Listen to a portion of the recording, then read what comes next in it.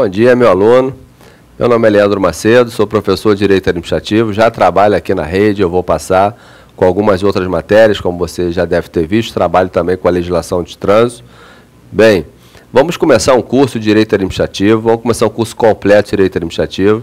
A minha preocupação é dar um curso de Direito Administrativo, onde você possa utilizá-lo tanto para a área fiscal, quanto para a área de segurança pública, para a área de tribunais, para delegado de polícia civil, para delegado de polícia federal. Você vai ter que ter o cuidado de analisar o seu edital e procurar o tema correspondente dentro do nosso curso. Vamos começar com a origem do direito administrativo, com a introdução do direito administrativo. É importante você perceber que não está presente em todos os editais de concurso público a origem do direito administrativo. Em concurso de Polícia Federal, por exemplo, a origem você até encontra na prova de delegado, mas já não encontra na prova de agente. E agente, o tópico já começa com Estado, Governo e Administração. É muito comum inspetor de Polícia Civil no Estado trabalhar com a origem do direito administrativo. Não tenho encontrado muitas questões em prova sobre o tema, mas o curso é honesto, o curso é completo. Nós vamos falar sobre tudo que existe nos manuais de direito administrativo. Tudo bem? Vamos falar do Estatuto do Servidor, vamos falar da 9784, lei que trata do processo administrativo, vamos tratar da lei 8666 de 93, que trata de licitação em contrato, vamos falar também da 8987, que trata de serviço público, da 11.079, que trata das parcerias público-privadas, vamos falar da 11.071, que trata dos consórcios públicos. Bem, então eu quero que você tenha a tranquilidade para saber, a tranquilidade de viver esse curso de Direito Administrativo. Vou fazer diversas remissões doutrinárias, vou falar dos autores de âmbito nacional, vez ou outra, vou puxar um autor do Estado, Carlos Ari Sanfield, lá de São Paulo, vou fazer menção aos nossos autores fortes aqui também no Estado do Rio de Janeiro, que também já tem sido adotado pela Banca CESP-UNB, que é o nosso ilustre mestre, procurador do Estado, Diogo de Figueiredo Moreira Neto. Vou fazer remissão a alguns professores que entendo que merece ser muitíssimo respeitado pela sua dedicação à área do concurso público, como a professora da rede LFG, Fernanda Marinella, o professor Cláudio José, também fantástico na aula de Direito Administrativo, tenho a felicidade de dividir aqui a matéria com ele na rede. Nós temos o professor Gustavo Barquete também, excelente professor na área de Direito Administrativo.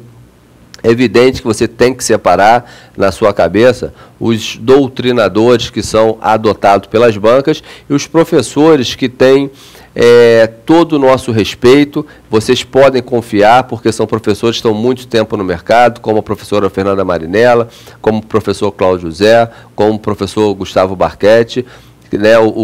Nós temos um livro também destinado à área de concurso, que é do professor Vicente de Paulo, também nós vamos, vez ou outra, mencionar, mas é importante você saber que esses professores, esses últimos citados, eles não são bibliografias adotadas pelas bancas, são pessoas que sistematizaram o estudo de direito administrativo de uma maneira extremamente inteligente, agradável, honesta e respeitável. Tudo bem? Então é assim que nós vamos enfrentar o nosso curso, vamos trabalhar com muita energia. Quero também fazer menção a um professor aqui do Rio de Janeiro, o professor Rafael Oliveira e o Luiz Oliveira Jungstedt, também tem obras publicadas, são professores fantásticos na área do direito administrativo, que também não pode deixar de ser citado já no início desse trabalho, uma vez que serviram de norte para que eu preparasse todas essas aulas para vocês. Tudo bem? Então vamos começar o curso, vamos começar com o histórico do direito administrativo. A grande pergunta nesse momento é: em que momento surgiu o direito administrativo? Fazendo um estudo histórico, você vai encontrar duas menções acerca da origem do direito administrativo, onde você encontra na doutrina uns fazendo menção a uma lei que organizou toda a estrutura administrativa na França, que foi a Lei 28 de Pluviose, e você também tem um precedente jurisprudencial que foi o julgamento do caso Blanco, também se deu na França. Agora, é importante desde já eu trazer um pequeno conceito do direito administrativo para você entender que foi necessário todo um arcabouço, todo um momento histórico sendo preparado para que ele surgisse. Porque o direito administrativo ele surge como uma verdadeira limitação da atuação do poder do Estado. Então, note que o Estado que trabalhou o tempo todo de forma ilimitada, o rei, que era a figura, né, escolhida por Deus para controlar uma determinada base territorial, de repente ele se limita como se fosse um milagre. Na verdade, não foi um milagre, nós vivemos um momento histórico onde foi criada todo um arcabouço para que o direito administrativo se desenvolvesse. É legal você perceber que tudo se deu lá na França. O nosso direito administrativo, o direito administrativo brasileiro, ele, na verdade, adotou a cultura jurídica romano-germânica. O direito administrativo brasileiro, ele surgiu, na verdade, ele tem como amparo o direito francês, razão pela qual nós vamos começar falando dessa história, trabalhando essa história, olhando para a França, principalmente a Revolução Francesa, que criou condições para o surgimento do direito administrativo. Mas desde já, meu aluno, eu quero ressaltar para você que quando eu falo em direito, eu estou falando de um conjunto de normas impostas pelo Estado, de maneira a organizar a vida na sociedade. É assim que você olha para o direito. Note que, quando eu falo em direito administrativo, é um direito voltado para a atividade da administração pública, é um direito voltado para a atividade dos servidores públicos, é um direito voltado para os órgãos públicos. Note que a atividade jurídica do Estado ela se dá por conta do direito administrativo. O direito administrativo é a expressão maior do Estado do direito. O Estado passou a respeitar as leis editadas por ele. Isso é o direito administrativo. Então, olhando para o histórico do direito administrativo, você tem que perceber que existem dois marcos que trazem o direito administrativo. Um marco legal, que foi a lei que organizou toda a estrutura administrativa na França, que foi a lei de 28 de Pluviose, e você tem também um marco jurisprudencial, que foi o caso Blanco. É evidente que no caso Blanco, nós ainda vamos discuti-lo, você, evidente, que vai acompanhar já na telinha, mas o caso Blanco, ele se deu num momento onde a grande discussão era qual seria o conceito ideal do direito administrativo. Na França, você vai perceber também que a jurisdição, ela, na verdade, ela era dual, ela não era jurisdição una, como nós temos aqui no Brasil. Na França é assim até hoje. Aqui no Brasil, qualquer lesão, ameaça de lesão a direito vai parar no judiciário. Na França, não se deu dessa forma, porque na formação do direito na França, do direito administrativo na França, os juízes eles não gozavam do respeito, do privilégio da estrutura formada após a Revolução, razão pela qual tentou se esvaziar do judiciário algumas atribuições. Os poderes eles ganharam uma independência tão grande a ponto do judiciário não apreciar as causas que se dava dentro da estrutura do poder executivo. Razão pela qual na França você tinha um tribunal administrativo com decisão, com caráter de definitividade, e você tinha um tribunal que pegava as demais causas, né, as causas cíveis, né, baseada lá no Código Civil dele, que era o Código Napoleônico. Então, perceba que na França você tinha essa divisão. Então, sempre que surgia um caso qualquer, onde necessariamente isso deveria ser deslocado ou para o tribunal comum ou para o tribunal que tratava do contencioso administrativo, isso ia parar num tribunal de conflito, onde certamente seria direcionado ou para um lado ou para outro lado. Tudo bem?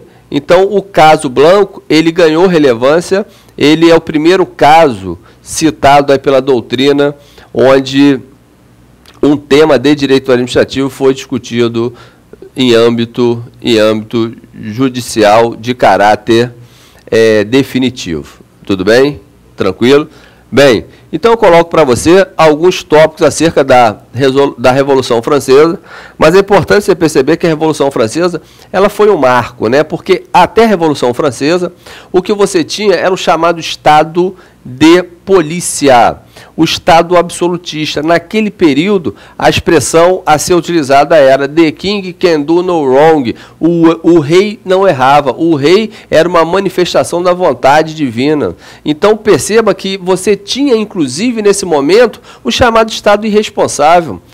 Tudo que o Estado fazia, né, não gerava, imagine, você provocar determinado tipo de lesão a um particular e não indenizar o particular por isso, contrariando um princípio geral do direito, que quem causa lesão tem que indenizar, e o Estado não indenizava porque ali você tinha uma manifestação da vontade divina. As maiores atrocidades que você puder imaginar eram cometidas nessa época, nesse chamado Estado de polícia, nesse Estado absolutista. Foi nesse contexto que surgiu a Revolução Francesa, e da Revolução Francesa, meu aluno, eu quero que você extraia 3 ideias básicas. Na Revolução Francesa surge a legalidade, na Revolução Francesa você tem uma separação rígida dos poderes, e na Revolução Francesa você vai ter a criação dos direitos do homem e do cidadão. Então, esses 3 tópicos surgidos aí na Revolução Francesa é que vai fazer com que criemos condições para o surgimento do direito administrativo. Eu não posso falar que o direito administrativo surgiu de uma lei, eu não posso falar que o direito administrativo surgiu, isso é um marco, mas ele não surgiu da lei e ele não surgiu de uma decisão. Tudo bem? É claro que deveria haver todo um aparato para que ele surgisse, e o aparato foi dado pela Revolução Francesa. A legalidade, ela surge mostrando que o Estado, a administração pública, o Estado, olha que interessante, o Estado, o que é, na verdade, o Estado? É uma sociedade politicamente organizada, e ela é organizada para atingir o bem comum. Então, se você tem servidores trabalhando, servidores públicos trabalhando, o que você tem, na verdade, é servidor do povo. E se ele é servidor do povo, ele exerce uma função no interesse do povo.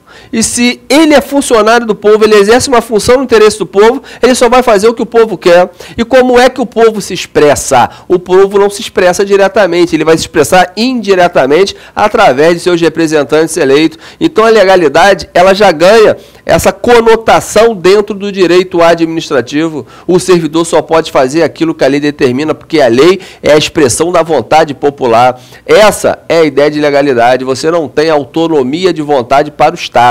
O Estado não funciona como particular, né? A lei para ele não é limitadora, a lei passa a ser habilitadora da atividade estatal. Esse é o Estado de Direito. Evidente que hoje nós vivemos uma evolução após a Constituição de 88, que além do Estado ser de direito, ele tem que ser democrático. Ele não basta respeitar a lei, ele tem que atender o interesse público. A palavra democrático, colocada no texto constitucional, dá essa força para interpretação, para a expansão do conceito de legalidade. Bem, mas à época, o princípio da legalidade, ele já se mostra como limitador da ação estatal. O Estado só pode fazer aquilo que está na lei. Olha que interessante, o Estado ele não vive mais autonomia de vontade. O Estado ele trabalha como expressão da vontade popular. Então você tem um Estado que deixa de criar direitos apenas para garantir os direitos dos cidadãos. Tudo bem? Tranquilo? Bem, então eu te encerro aqui. Na próxima aula nós vamos continuar avançando. Um abraço e até a próxima, meu aluno.